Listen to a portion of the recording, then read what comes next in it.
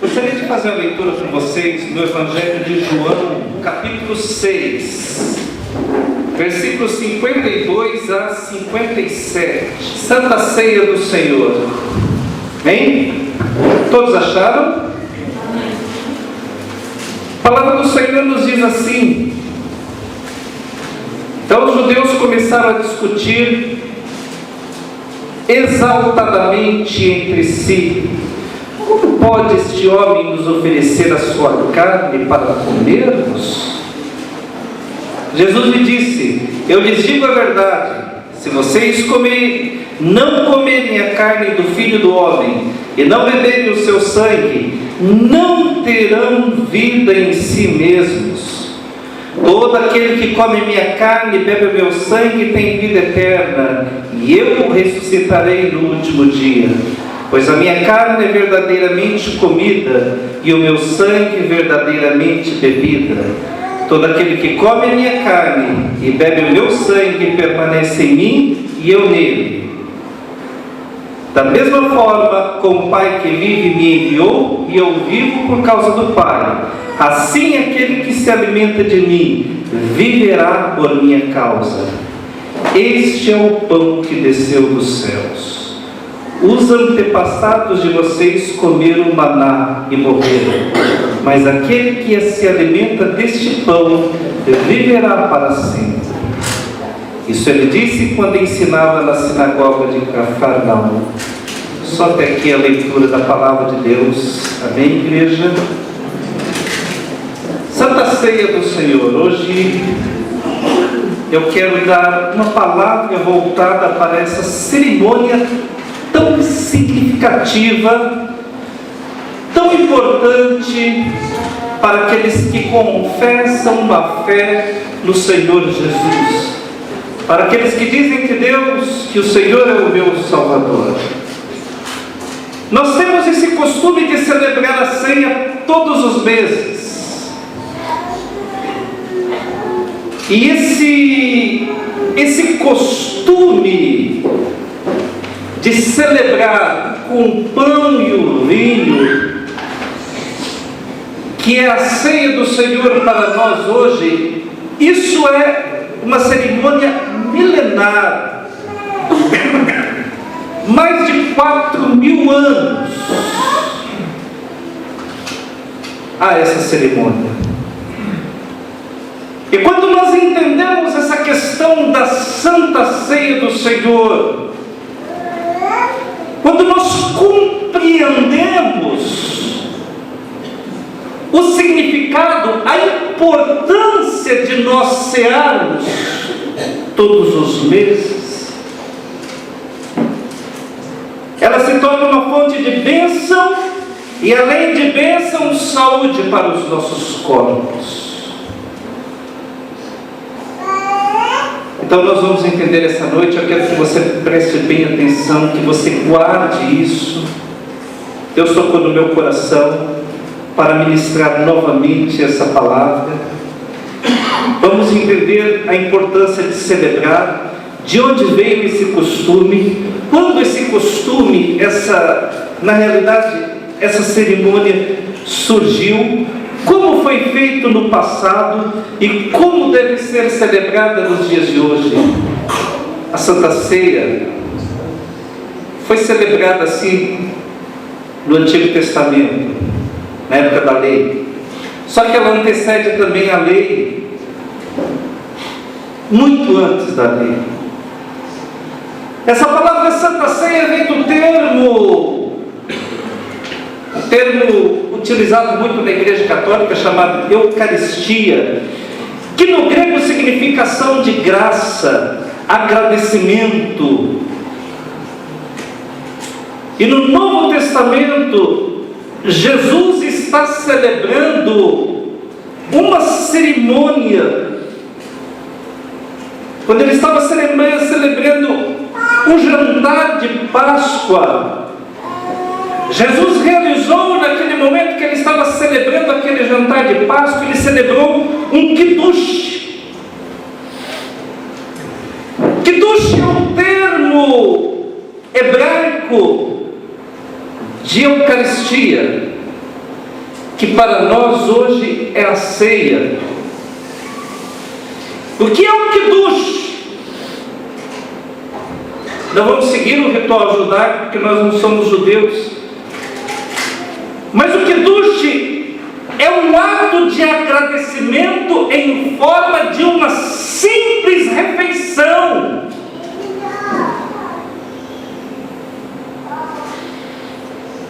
Uma refeição de entrada que um judeu faz no início de qualquer festividade.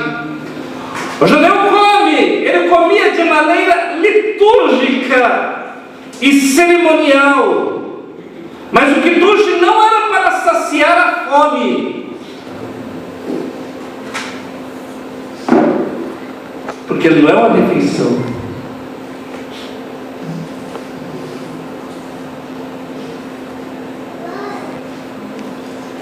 Geralmente no judaísmo o Kiddush ele abre uma refeição, mas ele não é uma refeição. É a primeira coisa que o judeu vai fazer antes da refeição. É algo cerimonial. Então isso é uma cerimônia. Isso é uma lei cerimonial. Vocês estão aprendendo sobre lei cerimonial, lei moral. Pastor, mas isso foi abolido? Em termos de salvação, sim. Em termos de se levar para o céu, sim. Mas quando que surgiu essa tradição, irmãos? Eu estou falando de uma tradição dos hebreus, ordenada por Deus. Quando que surgiu? Livro de Gênesis, não precisa abrir, no livro de Gênesis, capítulo 14, nós observamos um encontro. Abraão já tinha recebido o chamado do Senhor, já tinha chegado na terra de Canaã, e então ele encontrou-se com Melquisedeque, que era rei e sacerdote de Salém. Talvez Salém seja uma cidade, mas talvez não, porque Salém quer dizer plenitude, e Melquisedeque não é um nome, mas é um título de nobreza. O nome do homem não era Melquisedeque, o título que ele levava era Melquisedeque. E muitos dizem que ele era um representante de Deus aqui na terra. Alguns teólogos afirmam isso. Outros teólogos dizem que Melquisedeque é figura de Jesus. Outros teólogos dizem que Melquisedeque era o próprio Jesus. E eu não acredito, sinceramente, eu não acredito nisso, mas isso é uma teoria. Não é uma doutrina. Pastor, não estou dando uma doutrina dizendo que Melquisedeque era Jesus. Estou dizendo que alguns teólogos acreditam que ele era Jesus. Outros dizem que ele era a figura de Deus aqui na terra. Mas ele é o último da linhagem sacerdotal que vinha desde Sete. Era o último sacerdote de toda aquela linhagem. Preste atenção, eu quero falar sobre Santa Ceia. E Melquisedeque chegou diante de Abraão, prestes a transferir para Abraão essa linhagem sacerdotal, que foi transferida através de uma ceia. Interessante. Presta atenção em uma coisa. Como que Noé conhecia a lei de Deus sem ter a lei? Como Noé conhecia a lei de Deus? Quase, não estou te dando uma data definida, quase 800 anos antes de Moisés. Estou dizendo isso porque Abraão precede 500 anos antes de Moisés. No livro de Gênesis também não precisa abrir, capítulo 8, versículo 20. A palavra do Senhor nos diz assim, olha só, eu vou ler com vocês. Gênesis capítulo 8, versículo 20. Depois Noé construiu um altar dedicado ao Senhor, e tomando alguns animais e aves puros, ofereceu-os como holocausto, queimando-os sobre o altar. Lei cerimonial, lei dos animais, animais limpos e animais impuros. Como que Noé sabia disso? Se a lei seria dada quase 800 anos à frente depois dele para Moisés. Como que Abraão conhecia a lei de Deus depois de um quiduche, e a Bíblia diz que Abraão deu o dízimo para Melquisedeque, devolveu o dízimo para Melquisedeque. Então aqueles que são contra a lei não serve para salvar, a lei não salva, não estamos debaixo da lei, estamos debaixo da graça, somos salvos pela graça, não vivemos mais a lei. A Bíblia diz que toda a lei, todos os mandamentos se resumem em dois: amarás a Deus de todo o teu coração, de toda a tua alma, de todo o teu entendimento, e ao próximo como a ti mesmo. Essa é a lei de Deus para nós hoje, escrita em nossos corações. Porém, se nós amamos o nosso próximo, vamos mentir para ele? Se eu amo o meu próximo, eu vou cobiçar a mulher dele? Se eu amo o meu próximo, eu vou roubá-lo?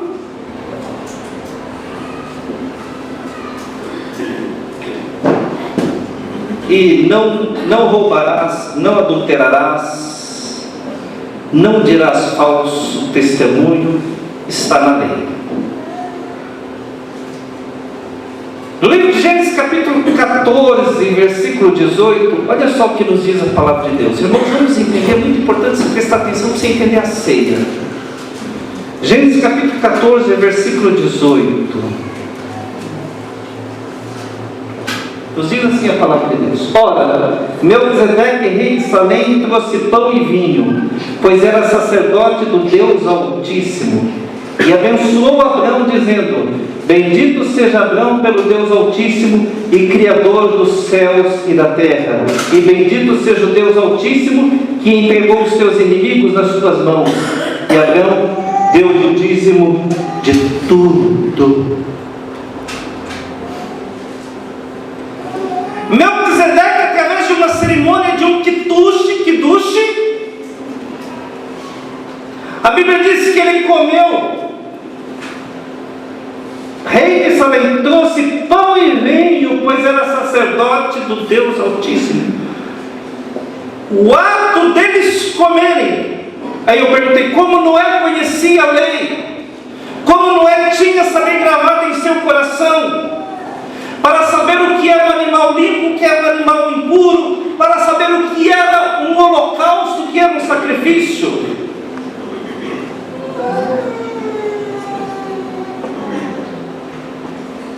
Existia uma linhagem sacerdotal e que foi transferida a Melquisedeque. Enquanto Melquisedeque, como que Melquisedeque transferiu essa linhagem para Abraão? A Bíblia diz que comeram pão e vinho, e logo após Melquisedeque o abençoou. Note uma coisa: antes de Abraão receber essa bênção, não se falava em dízimo. A Bíblia diz que depois ele recebeu a bênção, falou: peraí, deixe-me separar a 10ª parte para o Senhor. Ele era muito rico. Muito rico. É muito mais forte do que você imagina e do que você pensa. Questão espiritual. Quando a linhagem sacerdotal foi transferida a ele, através daquele Kiddush e da bênção, algo começou a revelar muito mais forte no coração de Abraão.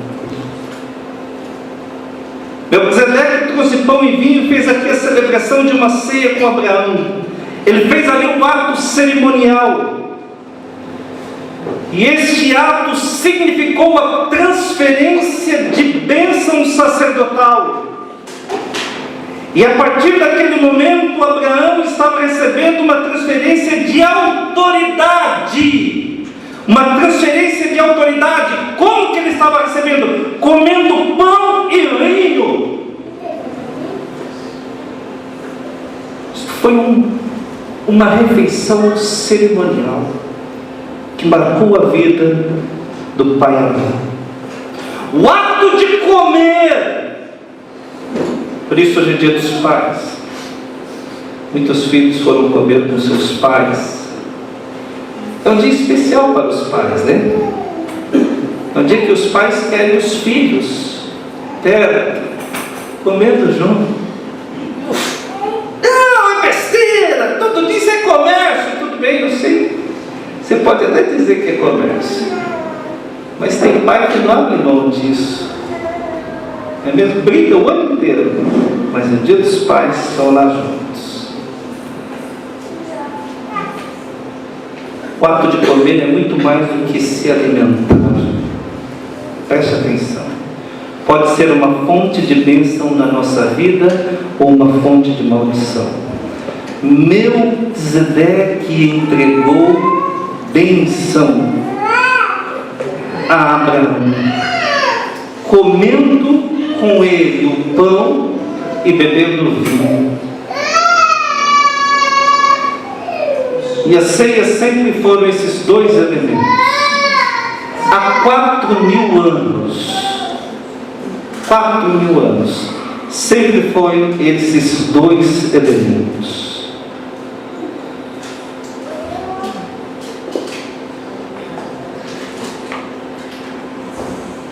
Comer é um ato muito importante. Você vê aqui, entre Melquisedeque e Abraão, a primeira cerimônia de uma santa ceia. O primeiro exemplo de que seria uma santa ceia no Antigo Testamento. No livro de Êxodo, capítulo 18, não vamos ler, nós vemos outro exemplo de pessoas comendo de maneira cerimonial. Então, desde o Antigo Testamento, desde os dias antigos, já existia um princípio no mundo, um princípio espiritual, chamado Santa Ceia do Senhor, que não foi inaugurada por Israel, pois esse princípio já existia e existe até hoje, até mesmo em religiões pagãs. Nós temos o seguinte conceito, preste atenção. Olha o conceito. Se eu tenho um Deus, estou falando de um Deus com D minúsculo. Se eu tenho um Deus, ofereço a Ele um alimento e consagro a este alimento, então a noção é que a essência de Deus ocupa e está presente naquele alimento que foi consagrado. Isso é uma lei espiritual. Como assim, pastor? Fiz uma campanha semana passada no monte, e num determinado dia eu passo por uma encruzilhada e eu vi um forrado. Nossa, eu nunca fui dessa área, né? Mas uma toalha com quirera, milho, pipoca farinha. Falei, Jesus, esse aí era baiano. Ele devia ter vindo de lá, porque vai gostar de farinha assim, não sei aonde. Não, aquela entidade. Por quê? Porque é um alimento lá da Bahia. São os baianos que gostam de comer com farinha. Não é mesmo? Aí eu pensei, essa entidade deve ser lá daquela região da Bahia. Tanta farinha, não sei para que o Odisseu deve saber que foi oferecido aquilo. Agora fala uma coisa para mim, você como eu, está passando perto de um lugar como esse, o que você faz? Sente e come. Seja sincero, o que você faz? Não é um clima? Não é um clima? Não é um ambiente estranho? Quem já passou por um trabalho de macumba na encruzilhada, com vela acesa, com tudo? Quem já passou? O que você sente? Você não sente um clima, uma opressão? Pastor Anselmo, quer dizer que as entidades incorporam no alimento? Não! Mas eu digo a você que a essência da entidade sim se faz presente ali naquele alimento. A essência da entidade se faz presente. Por que se oferece tantos alimentos, animais, frango assado, pipoca, cachaça, champanhe? Por que oferece? Porque a essência da entidade, o espírito não se alimenta, mas a energia dele, sim. Se alimenta? Não. Se faz um alimento. Então vamos entender. O conceito é: se eu tenho um Deus, um D minúsculo, ofereço a Ele um alimento e consagro este alimento a Ele. Ele com E minúsculo. Então a noção é que a essência desse Deus ocupa e está presente naquele alimento que foi consagrado. Isso é uma lei espiritual universal, pois isso acontece no espiritismo, isso acontece no satanismo, isso acontece em várias religiões, no hinduísmo, no budismo. O que acontecia com os alimentos que eram levados ao templo e consagrados? Vamos falar um pouco de lei cerimonial. Preste atenção. O ato de oferecer o animal a Deus e depois comê-lo simbolizava que o Deus que ele foi consagrado estava fazendo parte da vida das pessoas que iriam se alimentar. Essa é a moral. Não é que você absorve Deus, mas aquele alimento o qual Deus ele é consagrado. Quando você se alimenta dele, a essência daquele Deus tem permissão para atuar na tua vida. Então há um mistério nesse negócio de consagrar e depois comer. Pastor, quer dizer que Deus vai entrar aqui nesse pão e ele vai se tornar esse pão? Não estou falando isso. Isso é heresia, isso não existe. Evangelho de João, nós lemos hoje, Jesus falou assim: quem não comer da minha carne e não beber do meu sangue não tem parte comigo. Vamos agora entrar na Santa Ceia. Tudo isso eu falei para vocês entenderem a questão de um cerimonial, um kiddush, uma refeição de abertura, uma refeição espiritual. Jesus falou: quem não comer da minha carne e não beber do meu sangue não tem parte comigo. Como assim? Muitos cristãos foram perseguidos porque eles eram acusados de ser, como que se diz a palavra quando você come carne humana? Canibalismo. Muitos cristãos na Idade Média, na Idade Antiga, eram considerados canibais. Comiam a carne de Jesus, está na Bíblia. Não entendem que isso é no sentido espiritual. Jesus falou: vocês têm que comer a minha carne e beber o meu sangue para terem parte comigo. Então é tão importante essa cerimônia. Nós não estamos comendo literalmente a carne de Jesus e literalmente bebendo o sangue de Jesus, não. Mas quando esse alimento é consagrado, ele não se torna carne do Senhor Jesus e não se torna o sangue do Senhor Jesus, não existe isso. Mas quando ele é consagrado, irmãos, quando nós nos alimentamos do pão e bebemos o cálice, nós estamos num ato de obediência. É como se nós estivéssemos absorvendo a essência do Senhor.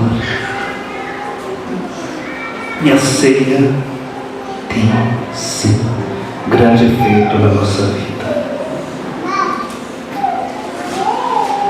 No Evangelho de Lucas, capítulo 22, Jesus está instruindo aqui. Capítulo 22, versículo 19 até o versículo 20. Ele está instruindo um cerimonial simbólico em relação a ele. Simbólico. Nos diz assim a palavra de Deus: e tomando o pão e havendo dado graças, o partiu e deu, dizendo: isso é o meu corpo que é dado por vós, fazei isto em memória de mim. Semelhantemente, depois da ceia, tomou o cálice, dizendo: este cálice é o novo pacto em meu sangue, que é derramado por vós. Isso é um ato simbólico. Quando ele pega o pão e diz: é o meu corpo, ele está ordenando através daquele ato que a presença dele, através de um ato de obediência nossa, se fará muito mais intensa na nossa vida. Por isso que a Santa Ceia tem que ser levada a sério, por um ato de obediência nossa. A Santa Ceia, as bênçãos da Santa Ceia são inúmeras. Quando eu participo da Santa Ceia, sabendo o que eu estou fazendo, você está aprendendo sobre a ceia. Quando você come deste pão e bebe deste cálice, você está proclamando no mundo espiritual, anunciando no mundo espiritual, que você é selado, que a essência de Deus está na tua vida, que você é diferente, porque você obedece e guarda a palavra de Deus. Eu já falei isso aqui, vou falar novamente. Na Idade Média, eu não vou fazer disso uma doutrina, mas isso é uma coisa interessante para se pensar. Na Idade Média, um judeu médico chamado Miguel Servetos criou uma teoria. Teoria não é doutrina, e teoria não é comprovado que é fato. É teoria. O que é teoria? Teoria é o seguinte: pode ser que seja, pode ser que não seja, entende? Ele disse o seguinte: eu fiz um estudo sobre o sistema respiratório, sendo um crente em Jesus Cristo, decidi juntar a medicina com a fé e escreveu o seguinte num livro chamado A Restauração do Cristianismo: o Espírito de Deus habita onde no corpo humano? Se existe um lugar para ele habitar em nós, onde seria? Então ele desenvolveu a seguinte teoria: quando Deus formou o homem do barro, ele soprou nas narinas o fôlego da vida. Então para onde foi esse vento? Para o pulmão. E o pulmão manda para onde? O oxigênio. Para a corrente sanguínea. E ele disse: então o Espírito habita no sangue. Isso não está na Bíblia, viu? posso dizer que isso é verdade. Não está na Bíblia. É uma teoria. Mas antes da lei, a Bíblia isso foi proibido a Noé: não comerás o sangue. Deus não falou que era uma lei, Deus falou que isso era um decreto perpétuo para todas as gerações. Não comam o sangue. Por que Deus não fez da seguinte maneira? Por que o homem estava feito um boneco lá? Deus poderia muito bem dar uma palavra: agora haja vida em você, e haveria vida. Ou Deus poderia colocar a mão na cabeça do boneco e transferir a vida. Ou Deus poderia fazer de várias maneiras. Não poderia, Ele é Deus, Ele faz da maneira que Ele quer. Mas sabe o que Ele fez? A Bíblia diz que Ele soprou nas narinas.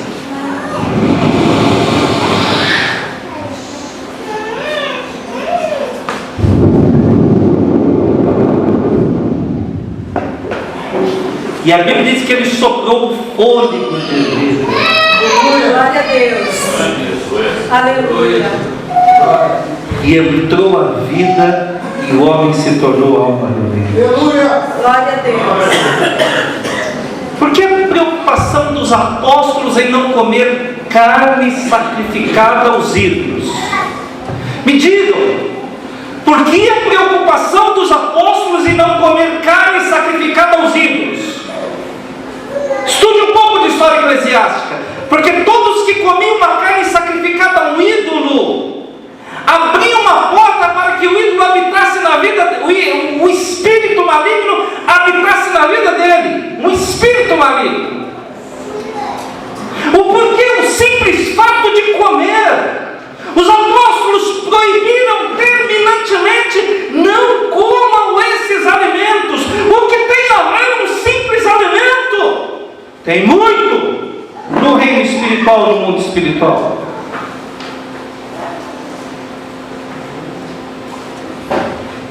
Sabe por que os apóstolos proibiram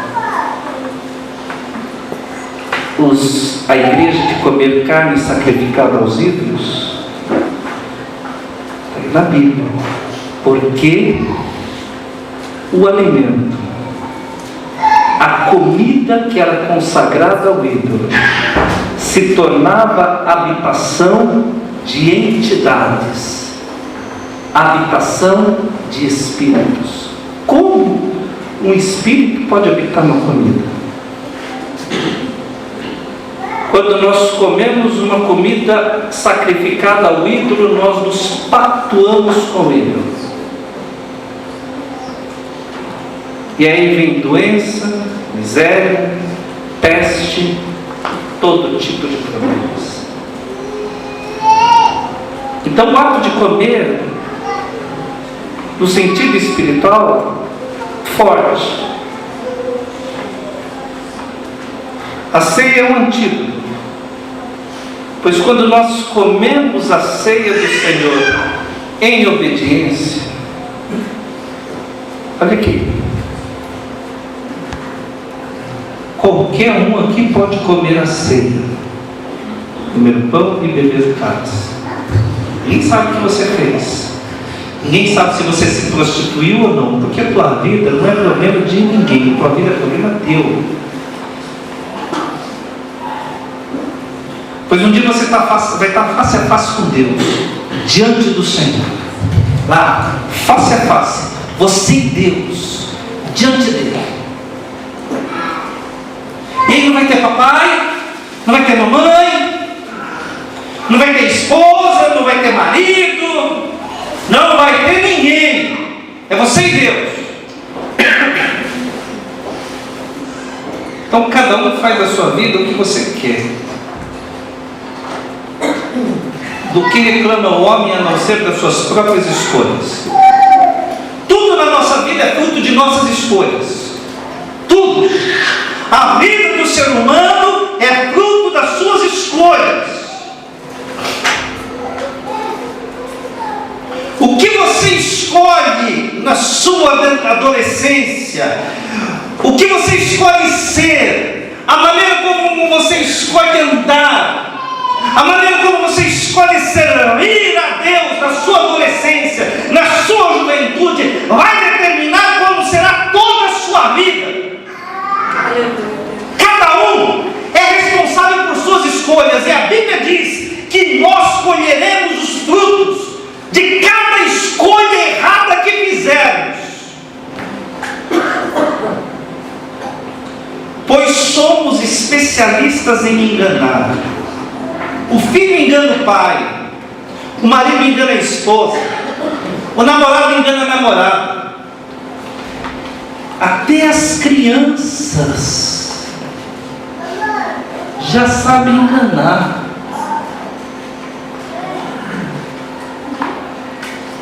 Somos frutos.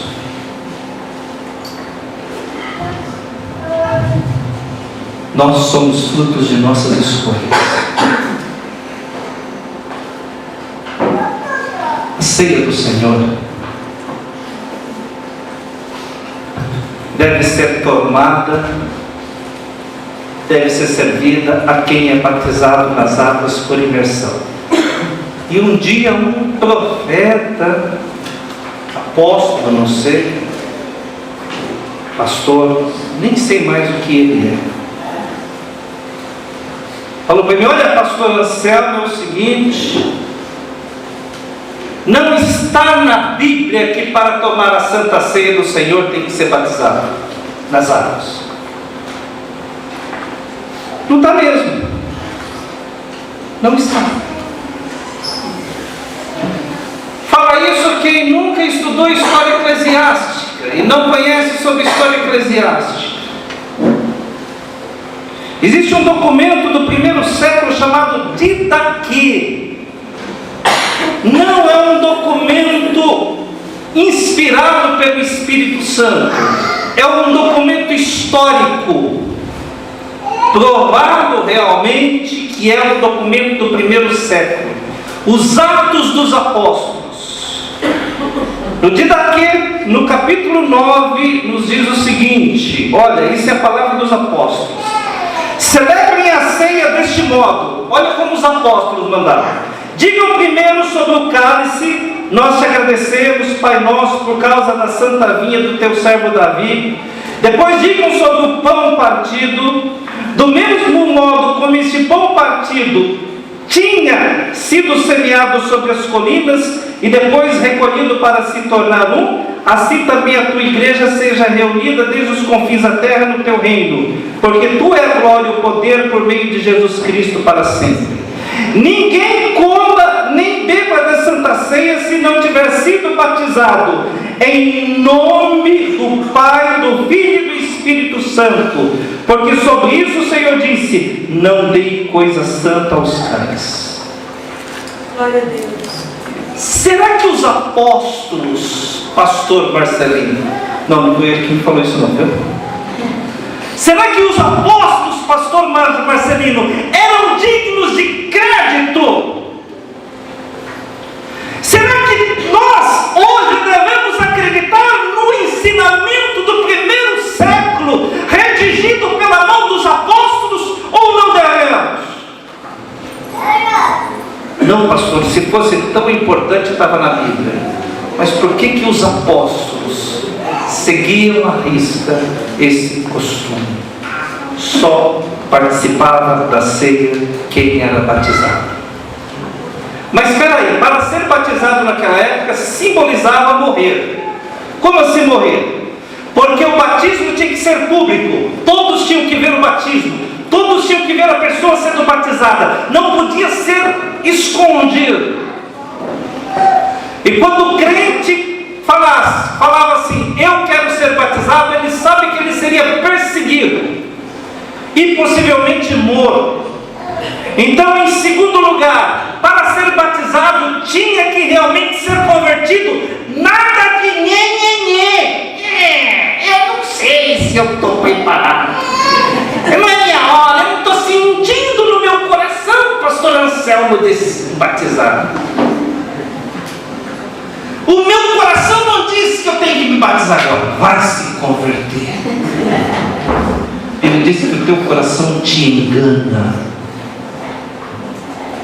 Ele disse que o nosso coração é mau e enganoso.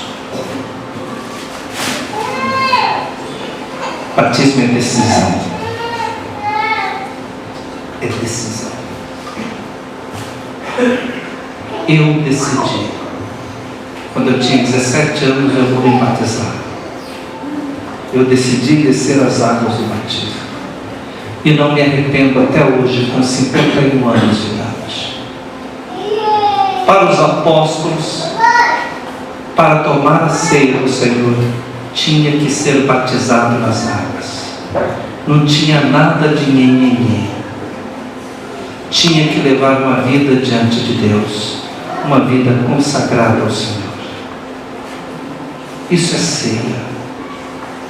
A ceia é importante, pois quando esse pão é consagrado, quando esse cálice é consagrado, ele não se transforma no corpo, nem se transforma no sangue de Jesus. Não, isso não acontece.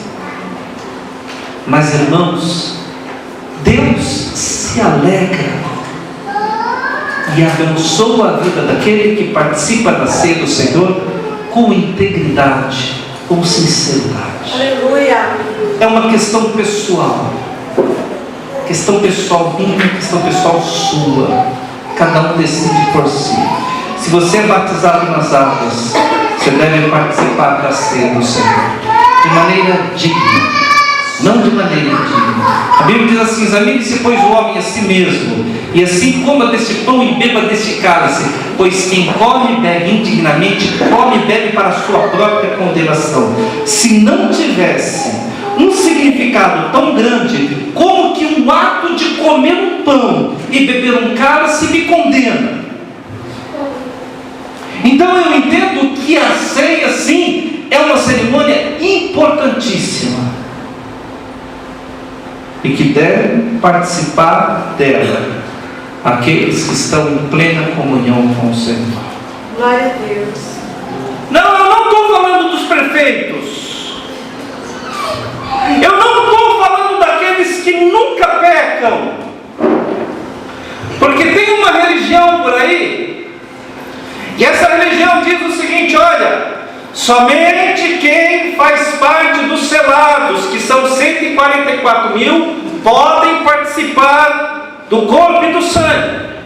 E aí no dia, quase ninguém participa, porque ninguém tem a certeza que faz parte. Então você pode pensar: não, pastor, quem vai tomar essa ceia super santificada, consagrada? Somente os anjos aqui na terra. Ninguém pode, pastor, porque todos são falhos. Não estou falando isso. Participa da ceia do Senhor aquele que abre o coração para Deus. Glória a Deus. Talvez você cometeu falhas hoje. Talvez você pode até ter entristecido a Deus. Mas a ceia é uma oportunidade que nós temos de nos reconciliar novamente com o Senhor. E quem tem o direito de falar: olha, aquele lá é um condenado ao inferno, jamais ele deve participar da ceia? Se a pessoa é batizada nas águas por imersão, e ela diz: pastor, ela diz que assim mesmo, nem pastor, não precisa ser pastor não, Deus, eu errei, me perdoa, transforma a minha vida, lava os meus pecados, e eu quero participar da ceia. E aí o outro vai lá e aponta o dedão: eu vi ele hoje fazendo coisa. Pode, mas também não pode tomar a ceia de qualquer jeito. A ceia do Senhor não é para os megas, hiper, super, os excepcionais, aquele crente que já vive numa atmosfera diferente de tanta santidade que ele respira. Não.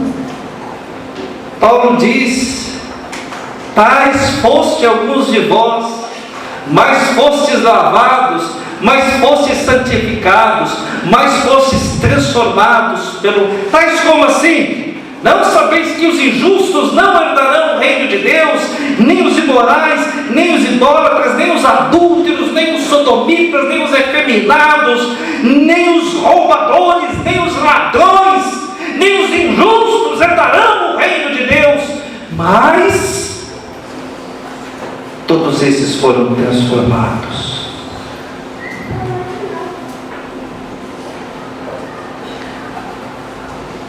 Então a ceia do Senhor é muito mais que um ato de comer.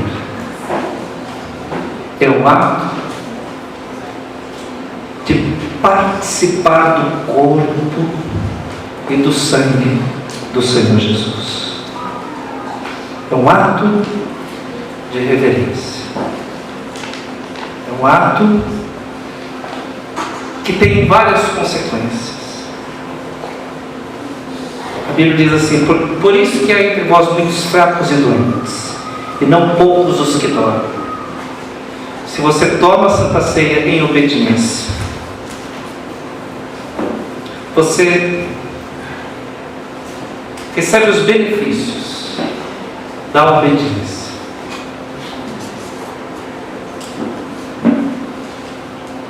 Isso não está na Bíblia, mas eu sempre digo que a Santa Ceia é como se fosse uma vacina para mim.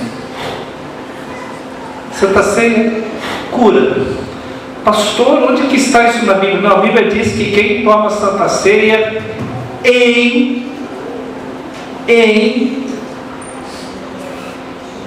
de forma indigna, fica doente. A Bíblia diz isso. Quem toma a Santa Ceia de forma indigna fica doente. Está escrito na Bíblia, isso está claro. Deduzindo, quem toma a Santa Ceia de maneira digna, então, atrai saúde, atrai paz, atrai felicidade e atrai as bênçãos de Deus. A ceia é muito mais que um ato de comer um pão e beber um cálice. Quando nós tomamos a ceia, nós estamos relembrando o que Jesus fez por nós. Jesus morreu por mim e por você na cruz do Calvário, para que nós tivéssemos vida e vida em abundância. Ele morreu por nós na cruz do Calvário para que tivéssemos vida e vida em abundância. Nós nos completamos quando de maneira reverente participamos da ceia do Senhor. É um pão feito com farinha de trigo, leite. Tem leite, Céu? Cadê a Céu? Vai leite no pão? Farinha de trigo, sal. É um pão. Mas o ato simbólico de cear é que está por trás disso. Então hoje nós temos a oportunidade de participarmos da ceia do Senhor. É uma cerimônia milenar que precede Moisés. Precede ou antecede? Antecede Moisés. Época de Abraão. Abraão e Melquisedeque celebraram uma ceia, um ato de transferência de autoridade. Há uma autoridade aqui. E quando eu abençoo a ceia e ordeno aos diáconos que repartam o pão, isso é uma autoridade que está sendo dada para você ser abençoado em nome de Jesus. Aleluia.